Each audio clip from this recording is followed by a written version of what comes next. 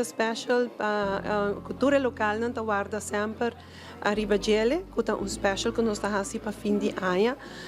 Na Driftwood nós oferece three-course menu. É three-course menu, e tem choice de appetizers, main course e dessert. Também name a few de nang, que é fish croquette e onion soup. A chef add oyster soup, campion e aya kinanang, popcorn shrimps e salad.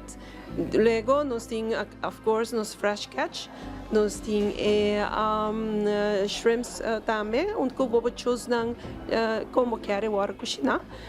Botin chicken parmesan, que é favorite de toda gente, pero dor que hopi gente te pediele que Alfredo pasta, agora nós temos chicken parmesan que é Alfredo pasta masha duche mes.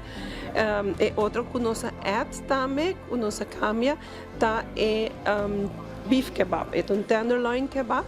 So ita dos favorites nan tame de all years. So ita algo que seguro tu gente que bini também tá hopi entusiasma e também deleita e tem choice para tu gente. É só que tá vegetariano, nós tem maneira nós mencionar, nós tem vegetable soup e também salada, pero no main course ng chef a create green rice, ito so naman green, pero ito hopi dushi com guacamole sauce, heerlijk, ting gente que lo que nanta hasin nanta share, dus pidi rice e otro pidi tenderloin, bijvoorbeeld, of fresh catch, en dan nanta share com outro.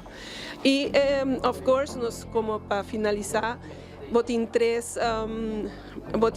desserts, qual tá flan, que tá homemade flan, chocolate cake e ice cream.